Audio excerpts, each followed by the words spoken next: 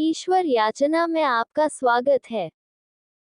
किसी ने सही कहा है, भक्त के बस में है भगवान। बस भक्ति में सरलता होनी चाहिए। एक आलसी लेकिन भोला भाला युवक था आनंद। दिन भर कोई काम नहीं करता, बस खाता ही रहता और सोता रहता। घर वालों ने कहा, चलो जाओ निकलो घर से, कोई काम धाम करते नहीं हो, बस पड़े रहते हो। वह घर से निकलकर यूं ही भटकते हुए एक आश्रम पहुंचा। वहां उसने देखा कि एक गुरुजी हैं, उनके शिष्य कोई काम नहीं करते, बस मंदिर की पूजा करते हैं। उसने मन में सोचा, ये बया है, कोई काम धाम नहीं, बस पूजा ही तो करना है। गुरुजी के पास जाकर पूछा, क्या मैं यहाँ रह सकता हूँ? गुरुजी बोले, हाँ हाँ, क्यों नहीं, लेकिन मैं कोई काम नहीं कर सकता हूँ गुरुजी। कोई काम नहीं करना है, बस पूजा करनी होगी। आनंद, ठीक है, वह तो मैं कर लूंगा। अब आनंद महाराज आश्रम में रहने लगे। ना कोई काम ना कोई धाम, बस सारा दिन खाते रहो और प्रभु भक्ति में भजन गाते रहो। महीना भर हो गया, फिर एक दिन आए एकादशी। उसने रसोई में जाकर देखा, खाने की कोई तैयारी नहीं थी। उसने गुरुजी से पूछा, आज खाना नहीं बनेगा क्या? गुरुजी ने कहा, नहीं, आज तो एकादशी है, तुम्हारा भी उपवास है। उसने कहा, नहीं, अगर हमने उपवास कर लिया तो कल का दिन ही नहीं देख पाएंगे हम नहीं कर सकते उपवास। हमें तो भूख लगती है। आपने पहले क्यों नहीं बताया? गुरुजी ने कहा, ठीक है, तुम ना करो उपवास, पर खाना भी तुम्हारे लिए कोई और नहीं बनाएगा, तुम खुद बना लो। मरता क्या न करता गया रसोई में। गुरुजी फिर आए। देखो, अगर तुम खाना बना लो तो राम जी को भोग जरूर लगा लेना और नदी के उस पार जाकर बना लो रसोई। ठीक है। लकड़ी, आटा, तेल की सब्जी लेकर आनंद महाराज चले गए। जैसा तैसा खाना भी बनाया। खाने लगा तो याद आया, गुरुजी ने कहा था कि राम जी को भोग लगाना है। वह भजन गाने लगा, आओ मेरे राम जी, भोग लगाओ जी, प्रभु राम आए, श्री राम आए, मेरे भोजन का भोग लगाए। कोई न आया तो बेचैन हो गया कि यहाँ तो भूख लग रही है और राम जी आ ही नहीं रहे। भोला मानस जानता नहीं था कि प्रभु साक्षात तो आएंगे नहीं, पर गुरुजी की बात मानना जरूरी है। फिर उसने कहा, देखो प्रभु राम जी, मैं समझ गया कि आप क्यों नहीं आ रहे हैं। मैंने रूखा सूखा बनाया है और आपको तरमाल खाने की आदत है, इसलिए नहीं आ रहे हैं। तो सुनो प्रभु, आज वहां भी कुछ नहीं बना है, सबकी एकादशी है, खाना हो तो ये भोग ही खा लो। श्री राम अपने भक्त की सरलता पर बड़े मुस्कुराए और माता सीता के साथ प्रकट हो गए। भक्त असमंजस में, गुरुजी ने तो कहा था कि राम जी आएंगे, पर यहाँ तो माता सीता भी आई हैं और मैंने तो भोजन बस 2 लोगों का बनाया है।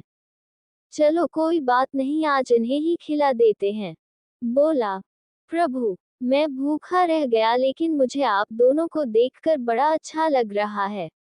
लेकिन अगली एकादशी पर ऐसा न करना, पहले बता देना कि कितने जन आ रहे हो। और हाँ, थोड़ा जल्दी आ जाना। राम जी उसकी बात पर बड़े मुदित हुए। प्रसाद ग्रहण करके चले गए। अगली एकादशी तक ये भोला मानस सब भूल गया। उसे लगा प्रभु ऐसे ही आते होंगे और प्रसाद ग्रहण करते होंगे। फिर एकादशी आई। गुरुजी से कहा, मैं चला अपना खाना बनाने, पर गुरुजी, थोड़ा ज्यादा अनाज लगेगा, वहां 2 लोग आते हैं। गुरुजी मुस्कुराए, भूख के मारे बावला है। ठीक है, ले जाओ और अनाज ले जा। अब की बार उसने 3 लोगों का खाना बनाया। फिर गुहार लगाए, प्रभु राम आए, सीताराम आए, मेरे भोजन का भोग लगाए। प्रभु की महिमा भी निराली है।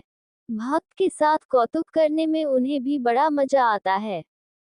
इस बार वे अपने भाई लक्ष्मण, भरत, शत्रुघ्न और हनुमान जी को लेकर आ गए। भक्त को चक्कर आ गए। यह क्या हुआ? एक का भोजन बनाया तो 2 आए, आज 2 का खाना ज्यादा बनाया तो पूरा खानदान आ गया। लगता है आज भी भूखा ही रहना पड़ेगा। सबको भोजन लगाया और बैठे बैठे देखता रहा। अनजाने ही उसकी भी एकादशी हो गई।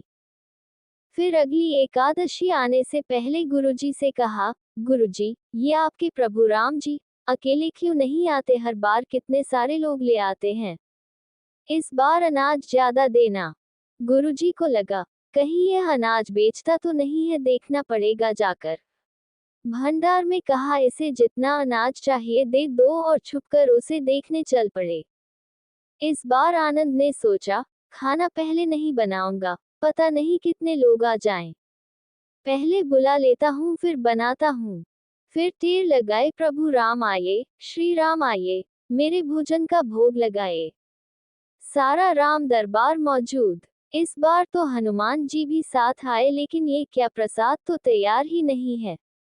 भक्त ठहरा भोला भाला, बोला, प्रभु इस बार मैंने खाना नहीं बनाया। प्रभु ने पूछा, क्यों? बोला, मुझे मिलेगा तो है नहीं, फिर क्या फायदा बनाने का, आप ही बना लो और खुद ही खा लो।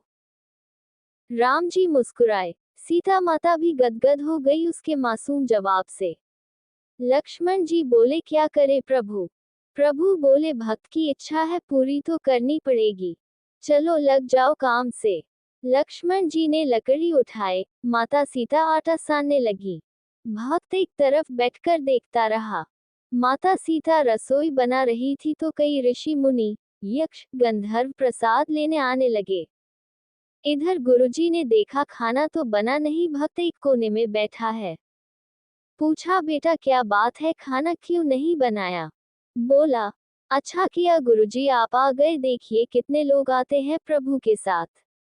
गुरुजी बोले, मुझे तो कुछ नहीं दिख रहा तुम्हारे और अनाज के सिवा।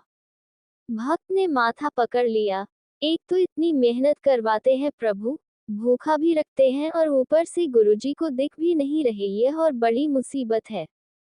प्रभु से कहा, आप गुरुजी को क्यों नहीं दिख रहे हैं? प्रभु बोले, मैं उन्हें नहीं दिख सकता। बोला, क्यों? वे तो बड़े पंडित हैं, ज्ञानी है, विद्वान है, उन्हें तो बहुत कुछ आता है, उनको क्यों नहीं दिखते आप? प्रभु बोले, माना कि उनको सब आता है, पर वे सरल नहीं है तुम्हारी तरह, इसलिए उनको नहीं दिख सकता। आनंद ने गुरुजी से कहा, गुरुजी प्रभु कह रहे हैं आप सरल नहीं है, इसलिए आपको नहीं दिखेंगे। गुरुजी रोने लगे, वाकई मैंने सब कुछ पाया पर सरलता नहीं पा सका तुम्हारी तरह, और प्रभु तो मन की सरलता से ही मिलते हैं। प्रभु प्रकट हो गए और गुरुजी को भी दर्शन दिए। इस तरह एक भक्त के कहने पर प्रभु ने रसोई भी बनाई।